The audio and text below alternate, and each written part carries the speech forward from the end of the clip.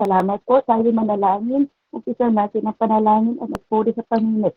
Panginoong Diyos, na siyang manguna sa buhay natin. Hallelujah. Ama naming Diyos, nagpapasalamat kami sa iyo na walang sawang pagmamahal at biyaya na binigay mo sa ating pamilya. Salamat sa iyong nubay at paggabay. Salamat.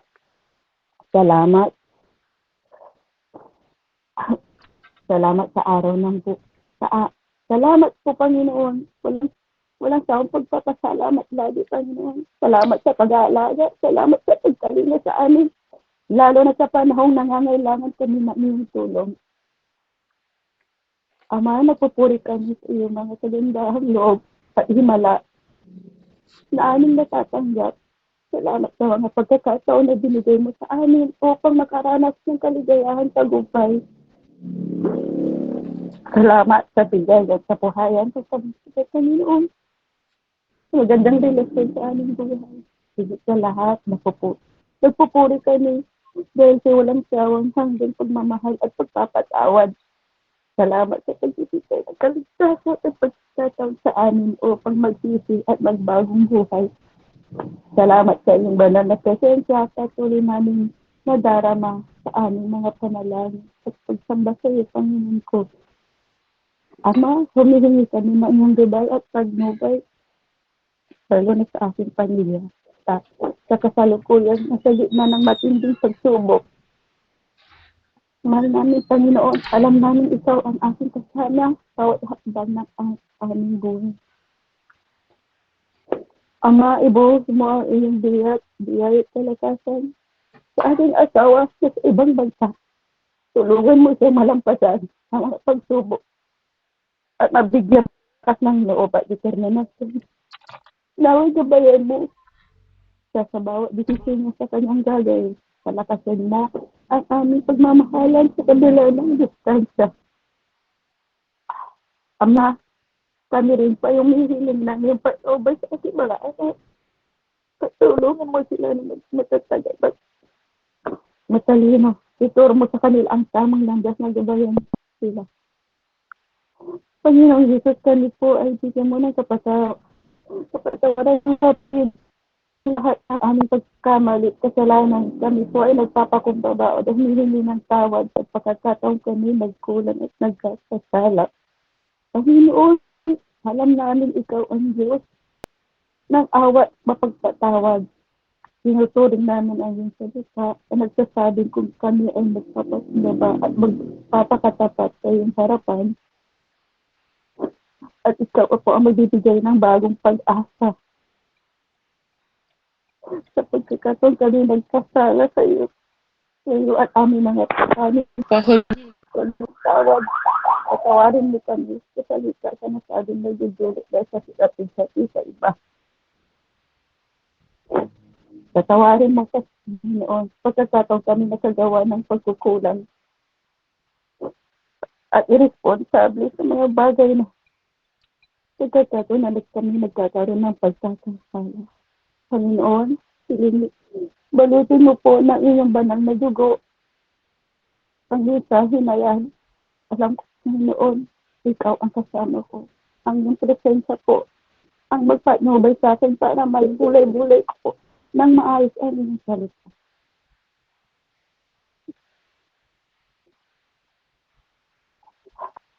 Sa Panginoon, pangalan ng Ama at Anak naman ng iyong banal na Espiritu Santo. Amen. Thank na po mga kapatid kasi kanina pa po ako. Nauuna po yung emotion ko, hindi ko po alam kung bakit. Kaya, pasensya na po.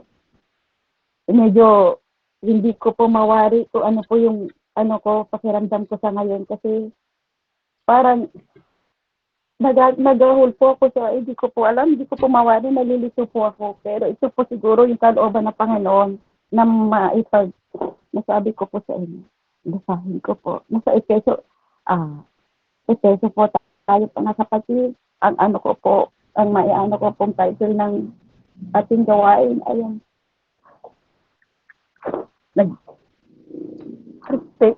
respect or your own marriage. Yung respect. Ito po ang ano ko po sa akin, kaya ito po yung ano ko po na nangyayari sa totoong buhay ko. Kaya siguro ganito ako ka-emotion kasi ito siguro kalooban ng Panginoon na ipag-mensahe ko. Amen po.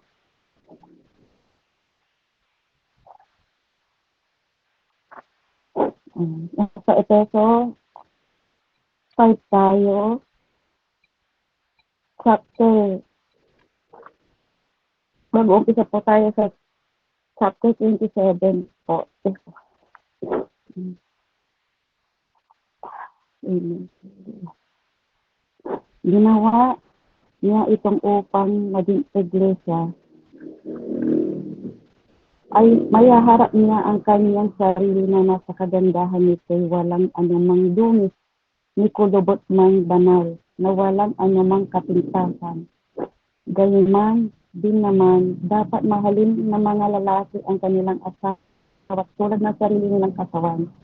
Ang lalaking nagmamahal sa kanyang asawa ay nagmamahal sa kanyang sarili. Walang taong mamumuhay sa sarili niyang katawan. Sa halip ito'y kanyang pinapagka at inaalagaan. Tulad ni Kristo sa iglesia, tayo ng mga bahagi ng kanyang katawan, gaya ng sinasabi sa kasulatan. Dahil dito, iiwan ng lalaki ang kanyang ama at ina at magsasama sila ng kanyang asawa. At silang dalawang ay magiging isa. Mayroon ditong malalim na hiwaga ang sinabi ko na ito'y tumutukoy sa kaugnay ni Kristo sa iglesia. Subalit ito'y para din sa inyo. Kayong mga lalaki, mahalin ninyo ang iyong asawa gaya ng inyong sarili. Mga babae, igalang niyo ang asawa. Ito po yung verse na inano ko po ngayon na ibinuli-buli sa salita ng Panginoon. Yung relate sa buhay ko na nangyayari. Siguro ito po yung kumbaga testimony ko na rin po na maipapamahagi sa inyo. Kasi relate po, siguro ito po yung kalooban ng Panginoon na iminsahin ko po. Kasi relate sa buhay ko. Ang masasabi ko po,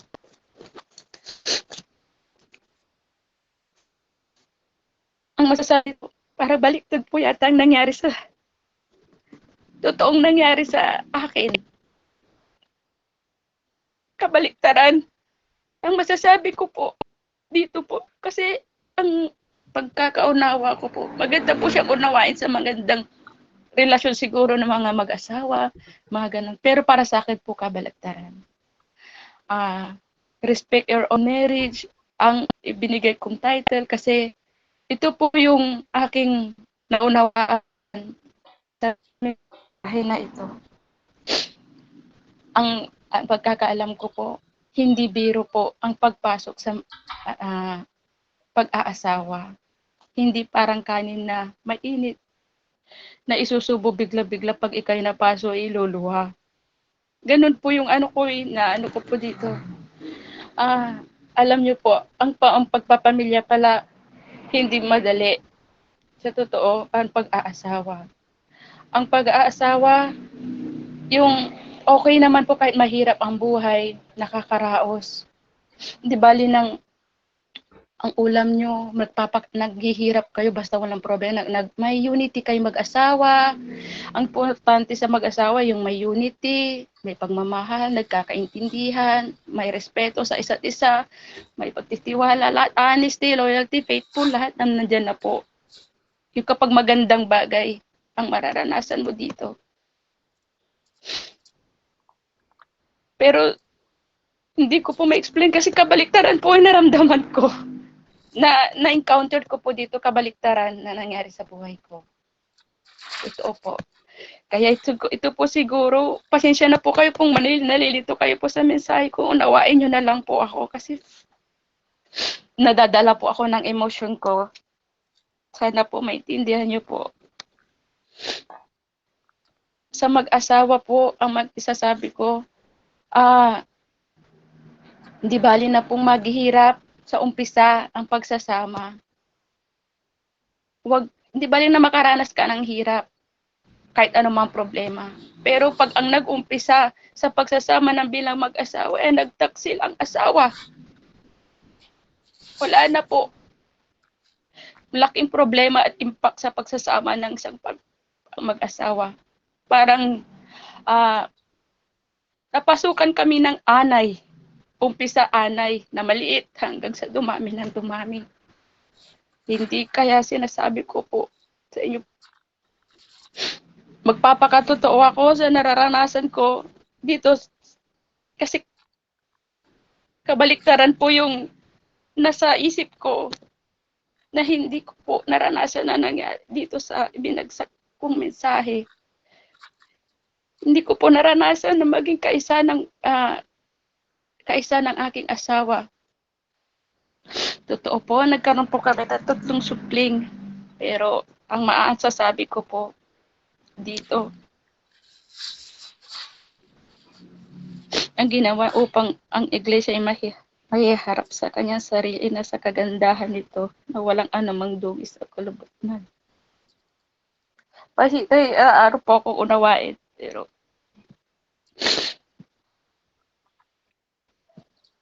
ang masasabi ko po, kapag ang pinag-isa ng Panginoon ay dapat nandiyan yung pagtitiis, paghati lahat, iintindihin mo, nagkakaisa kayo, nagkakaunawaan bilang mag-asawa.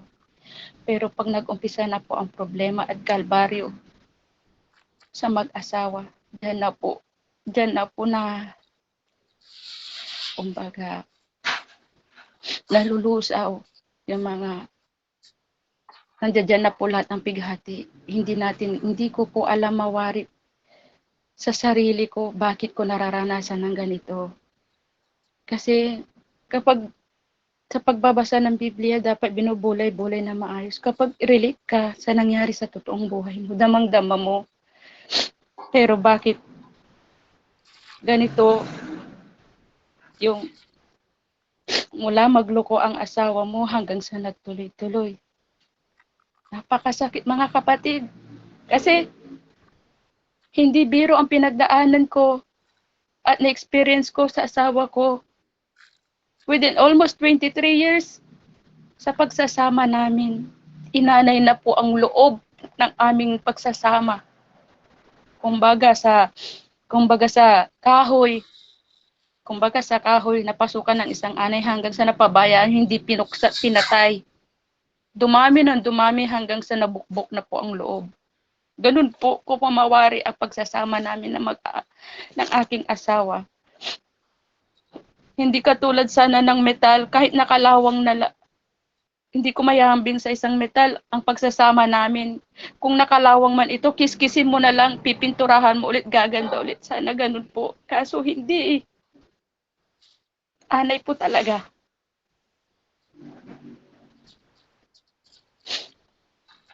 Hindi ko mawari sa sarili ko, bakit ako nagdanas ng ganito? Kaano yung pagkakasala ko? Bakit ako po siguro hindi naman po ako, isa siguro ako sa mga tao sa mundo na nakaka-experience ng ganito. Hindi naman po ako mag-isa. Pero sa ganun po sa pagsasama namin mag-asawa, ako po ang lumalaban. Umiintindi lahat. Noon, kapag mayroon ako nalalaman na hindi maganda ginagawa ang asawa ko, sobra akong depressed, sobra akong, pag-isip. Pero hanggang sa pagbuklat ko ngayon ng nag-umpisa ako magbasa ng Bible, nagiging mahinahon ako, kinakausap ko lagi ang Panginoon. Napakabuti ng Panginoon sa akin kasi kahit hindi man ako Kristiyano pa noon, Katoliko pa po ako, hindi ako pala simba, pero lagi kong kinakausap ang Panginoon. Sa Panginoon ako kumakapit, Panginoon, pinagdasal ko ang asawa ko na magbago. Ang tagal niya pong ginrant yun na maibigay. Sa pagbibigay yun ng Panginoon sa akin na nag-run yung wish ko na magbago. Pero yun, naulit-ulit na nagtaksil sa akin. Mahirap pala kapatid, pag ganun, mas masakit yung impact sa ngayon. Mas naiintindihan ko pa po yung nagloko po siya noon, na wala pa po kami sa ng Panginoon. Pero mas matindi yung sakit sa ngayon. Yung nakakakilala na siya ng Panginoon, sa Panginoon pagkatapos na tisod po ulit siya. Napakasakit ng impact para sa akin. Pero inuunawa ko na lang po kasi gusto ko pong magbago yung mindset ko at ang puso ko. Kasi alam ko sa tagal na hindi maganda namin pagsasama, binalot ng puso ko ng pinatigas ng bato. Pero sa pagbabasa ko at pagbababad ko sa mga gawain o tsaka sa pagpakikinig ng magandang mensahe, pinalambot ng Panginoon ang puso ko. Lagi ako nagpapatawad, lagi ako pinapatawad. Kahit sa ngayon na Kristiyano na po tayo, nagpapatawad po ako. Pinapatawad ko po siya sa kadahilan ng hindi niya deserve ang patawarin. Pero mas deserve ko sa sarili ko na magpatawad para sa sarili ko. Wala na po akong magagawa kung magbago man o hindi ang asawa ko, pero deserve ko na bigyan siya ng kapatawaran kasi alam ko balang araw, Panginoong Diyos ang sa Panginoong Diyos na lang po ang mag-aano sa Kanya. Ayaw kong mamuhi. Ngayon na nakabababad ako sa salita ng Panginoon. Iniiyak ko na lang po, kaya emosyon po ako. Normal lang pong umiyak sa mga ganitong sitwasyon kasi tao lang po ako. Lahat ng kapintasan na nakita ko sa aming pagsasama, nakita ko lahat sa asawa ko. Hindi niya po ako kinaisa sa buhay niya, hindi niya po ako nirespeto, hindi niya po ako pinalagaan, hindi niya ako pinahalagahan. Ganun po, marunong po siya makibagay sa ibang tao, inaano niya yung mga ibang tao para makita mabuti siya. Pero bilang mag-asawa, wala po yun. Yung inaano ko nakikita ko po yung negative lagi sa kanya. Yung sinasabi niya nagbabago na po siya, hindi niya po pinapatunayan sa akin, hindi niya po pinaparamdam. Sa totoo po, gusto ko na sumuko sa ganito. Pero, gayong ang pinag-isa ng Panginoon, sa kamatayan lang magpaghihiwalay sa Kanya. Alam niyo mga kapatid, ang nararanasan ko, nabighati, hindi ko alam kung pagsubok po ulit pa ba ito, atake ng kaaway sa akin. Kasi ang kahinaan ko, ay yun po yung ganito. Yung tumalapit ka sa Panginoon, pagkatapos may ganito pagsubok ulit,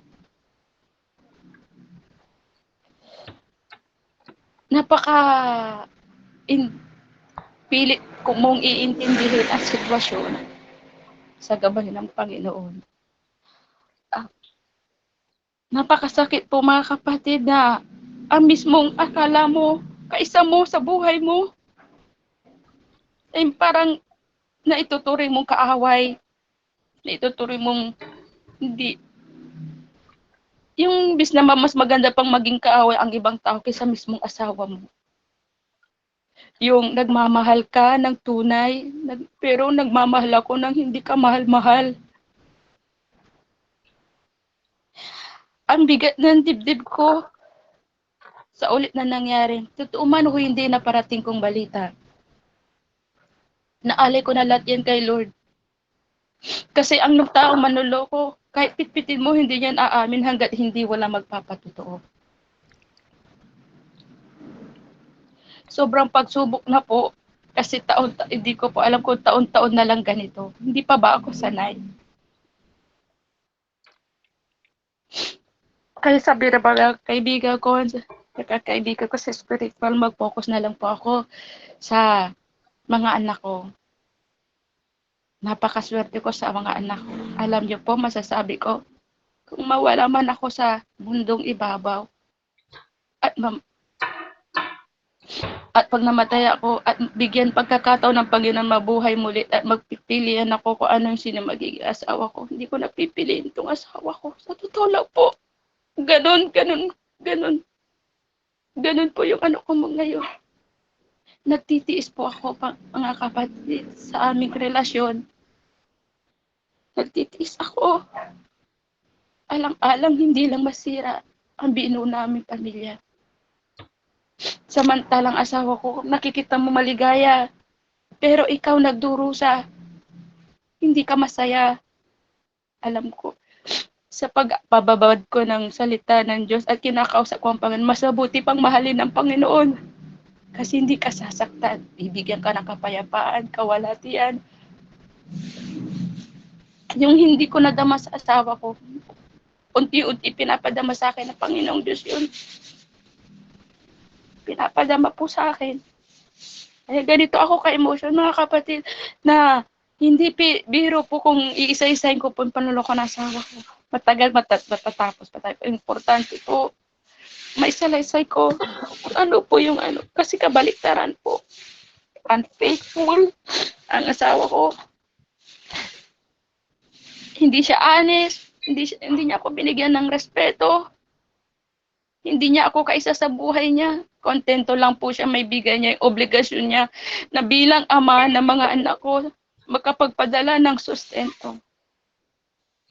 Kaya mga kapatid, yung naranasan ko, hindi niya ako inalagaan. Napabayaan ako ng asawa ko. Nang kasalukuyan, hindi pa siya noon Kristiyano. Humihingi lagi ako ng tulong sa kanya na asawa, padala mo ko ng pampacheck up. Hindi.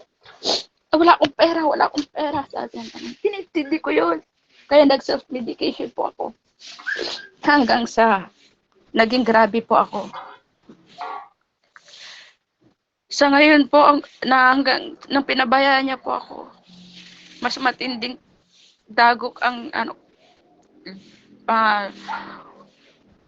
dumaan po ako sa butas ng karayom ang buhay ko. Binigyan po ako ng pangalawang buhay ng Panginoon. Akala ko sa pagbigay ng pangalawang buhay ng Panginoon sa akin, hindi na ako makakaranas ng ganitong pigati.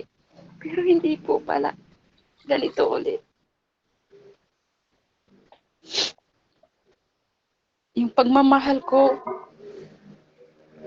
ang pagmamahal ko sa asawa ko, sobra-sobra. Pero ngayon, medyo nilalaylo ko na. Kasi bakit ko ipagsisiksikan ang sarili ko sa hindi naman ako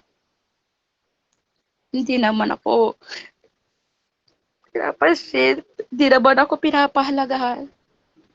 Napakaliit na tingin ko sa sarili ko, sa relasyon namin, kaya lagi ako madaling magniwala sa sinasabi, wala na po akong tiwala. Kasi ang tiwala ko parang baso is na binasag, nagkalamat hanggang sa naging abo. Kasi hindi ko alam kung almost, hindi ko mawari kung ilang beses na akong kiniloko ng asawa ko. Ang sakramento ng kasal namin, isa lang po ang lumalaban. Kaya iginagabay ko na lang po sa ng Panginoong Diyos sa lahat na nangyayari sa buhay ko, yung dagok ng pagsubok ng buhay ko na nangyayari sa ngayon. Sana sa gabay ng Panginoon, matapos na at gusto ko na rin pong lumigaya. Alam ko yung pagkakaloob yun ng Panginoon sa akin. Basta walang akong kakapit sa Kanya. Kaya, ang support, ang verse ko po na po dito, ay nasa tulad ng nandito po sa para sa pag-aawit po ako 58, verse 5. Tulungan mo ako, Yahweh, makapangyarihang Diyos. Ikaw ang magmasid, O Diyos ng Israel. Ikaw ay gumising at mga bansa na iyong parusahan. Yung mga taksil, huwag mong kahabagan. Yan po yung ano ko sa pagsasalo namin. Kasi ang puno dulo ng pag-ano namin mag-asawa yung pagtataksil. Pagtataksil pagtataksil niya sa akin. Alam ko mga kapatid, mga kapwa ko babae na maasawa, naiintindihan niyo po kung ano gusto ko pong ipagbatid. Kaya, ito siguro ni-reveal sa akin ng Panginoon para i-mensahe ko po sa inyo. Sana po, sa inano kong mensahe, na ito may naunawaan po kayo. Kasi nauuna po, emosyon ko kanina pa po ako madaling araw. Gising na hindi ko po mawarin. Sana po na-explain ko po ng maayos. First time ko po gamitin sa ganitong gawain. Pero yung emosyon ko po talaga nauuna. Yung tumutulog ko. Kanina pa po, kaya hindi kanina nung first time, hindi ako nagsasalita. Yung ang sakit lang pala po, no, mga kapatid. Yung ganitong dumaranas ka ng ganitong pighati sa buhay, na alam mo, masasabi mong Kristiyano na siya, nakapag-bautismo na siya, pero ganito, ulit ang nararamdaman ko. Hiniling ko na nagbago, pero hindi ata siya nagbago. Hindi na siya nagbago, natuto. Hindi ko alam kung hanggang kailan ako magtitiis at magsasakripisyo. Sabihin man ng iba na ako'y martir. Kahit ilang beses na akong pinagtaksila ng asawa ko at ako pa rin ay nagtitiis at nagpapatawad ng paulit-ulit. Tulad na sinabi ng nasa isang verse na patawarin mo hindi lang 70 kundi 70 beses. Kapag siya'y nagsisi, patawarin mo. Pero yung pagsisisi, hindi ko pa maramdaman. Paano mo papatawarin ulit ang isang tao kung hindi humihingi ng kapatawaran? Napakasakit mga kapatid na yung alam mo lumalakad na siya bilang Kristiyano. Mas nauna pa siya sa akin. Mas nauna pa po siya sa akin. Lagi siya nagcho-church. Lagi siya na mas inunap niya po yung para sa sarili niya. Ang masabi ko, magawa lang po obligasyon niya na magpadala ng sustento sa amin. Sapat man o kulang. Hindi mo, nagpapasalamat na yun na nagpapasalamat na lang po ako, at least meron. Hindi katulad nun na nagbubunga nga ako na kulang. Ngayon po, iniintindi ko na lang po, nagpapasalamat na lang po ako ano yung ipapadala sa amin ko anong halaga. Ipagkaano ko po yung pagkakasyahin ko po yun. Pagkakasyahin ko po yun kasi alam ko God will provide it kung kumukulang ka. Basta lagi kang kumatok sa Kanya. Basta ang puso mo, alam ng Panginoong Diyos kung anong nilalaman nito. Humiling ka lang sa Kanya, magpakatotoo ka. Huwag ka lang bumitaw sa Kanya. Hindi tao makakatulong o sino pa man, kundi Panginoong Diyos lang. Kaya siyang inuuna ko sa lahat.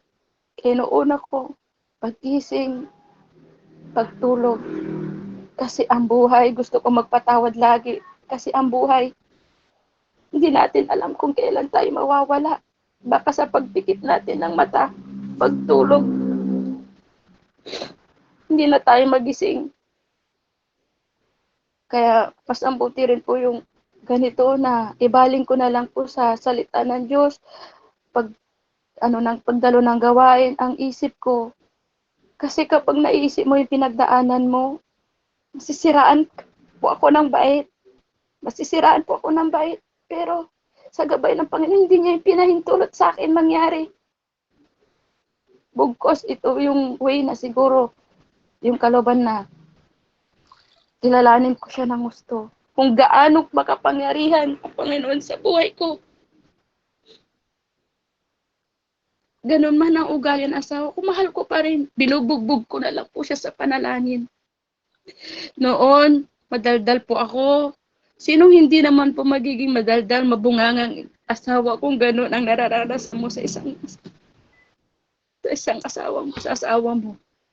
Pero sa pagdadaldal ko noon, nagkakasala ako, nagmumura po talaga, minumura ko po talaga siya. Pero sa ngayon, hindi po.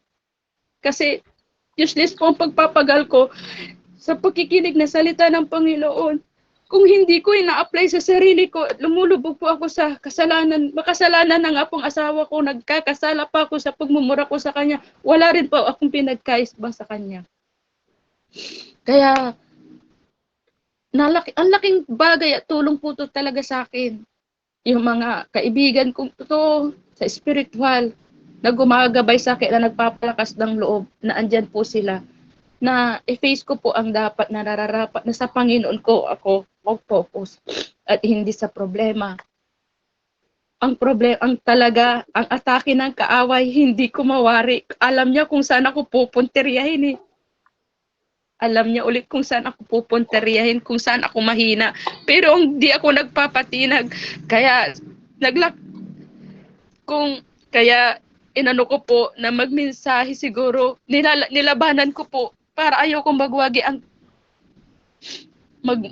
ang masama. Kaya po ako ng mensahe, nilabanan ko po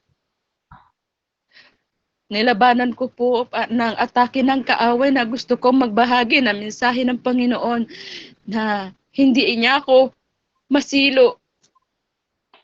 Nalalabanan ko siya. Sa gabay ng Panginoon,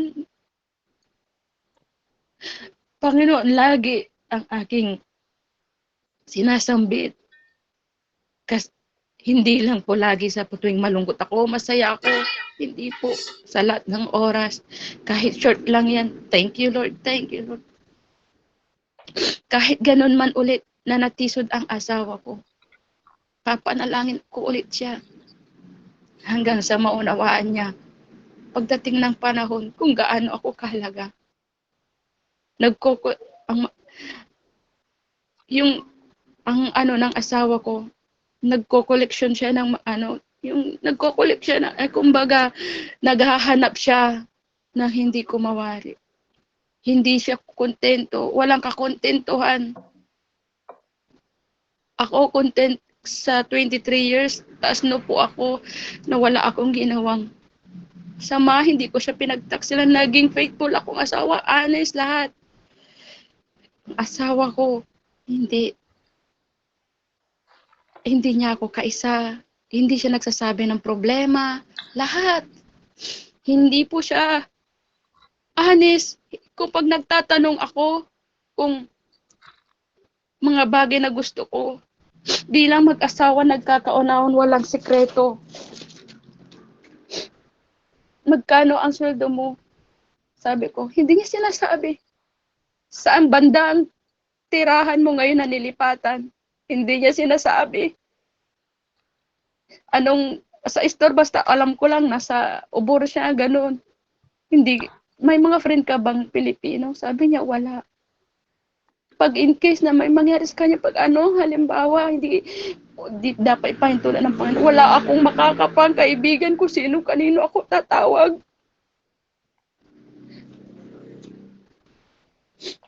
Hindi ako kung kanino ako tatawag kasi wala po siya may pakilala sa aking kaibigan.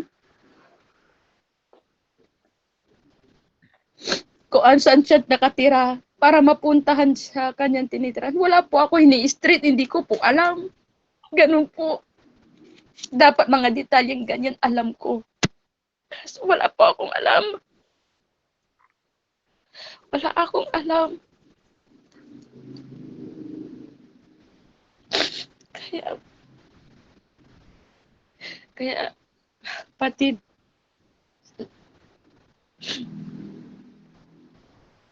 kabaliktaran na ibinaba kong mensahe sa naranasan ko.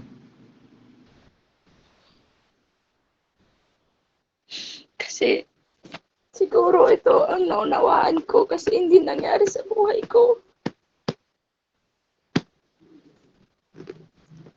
Kaya, salamat mga kapatid sa pakikinig ng aking emosyon at hinaing. Naibulas ko kung ano yung totoong mga nangyayari sa buhay ko. Na relate ako dito. Na respect your own marriage. Kaya, kapatid, sana po may binaba kong mensahe, may matutunan kayo, may naunawaan. Amen po. Amen po. So, hindi ko po kasi hindi na pa po nabubugto yung mata ko. Emotion ang nauuna sa akin. Kaya, sana, basang-basa na po yung towel ko. Amen. Close mo na, ate. Tayo Closing po. prayer. Amen po. Tayo po yung manalangin. Ah,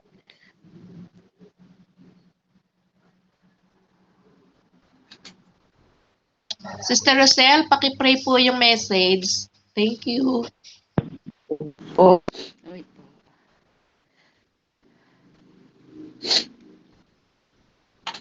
po. Wait po.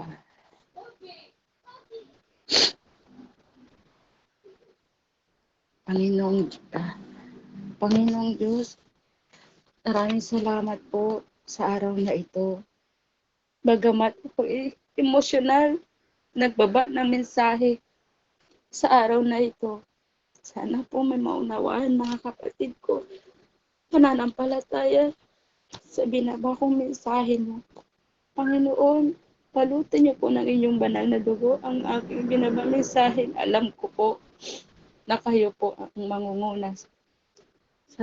Salamat Panginoon at nakapagbaba ko ng mensahe mo sa oras na ito. Ako yung ginamit. Salamat. Salamat Panginoon sa walang sawang paggabay, pag-antabay sa amin. Lalong-lalo na ngayon sa pagsubok na naranasan ko, Panginoon, bigyan mo po ako ng katatagan at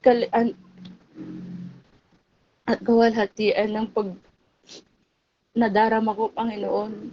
Panginoon, bigyan mo ako ng lakas ng loob, katatagan at matinong pag-iisip. Ang pinapanalangin ko, Panginoon, lagi sa iyo, Panginoon, ang pag-iisip ko, huwag mong hayaan kunin ng iba. Huwag mong hayaan masilo ng iba. Huwag mong hayaan, Panginoon, na matalo ako ng kaaway. Alam ko, Panginoon, nandiyan ka lagi sa akin. Nandiyan ka lagi sa akin. Gabayan mo ko lagi. Ano man ang hamon ng buhay. Bigyan mo po ako ng pag-asa, Panginoon. Bigyan mo ako ng knowledge at wisdom mo, Panginoon. Pag kinakausap, gusto kita makausap. Pag nagbabasa ako ng Biblia, alam ko, Panginoon, kung ano yung desire ng puso ko. Kung totoo at kung fake ito. Kahit hindi man ako Kristiyano na, alam ko po, naniniwala ako na ikiniklaim ko na Kristiyano po ako. Kasi alam ko na pangalan ko na sa aklat ng buhay na tinanggap ko ang Panginoon. Maraming salamat, Panginoon, sa oras araw-araw. Nable-bless ako sa mga nangyayari. Kino-convert ko to positive at blessings. nangyayari sa buhay ko, Panginoon. Think positive lang, gumuhin siksik sa akin ang mga gawa ng kaaway, mga negative, i-convert ko na lang po sa positive, Panginoon. Panginoon, kapag siya pong kay akin pinupurit, sinasamba, pinapasalamatan, itinataas, pinupuri kita, Panginoon. Sa lahat ng oras, ako iyong kahabagan na anak mo dito sa lupa. Mahabag ka sa akin, Panginoon.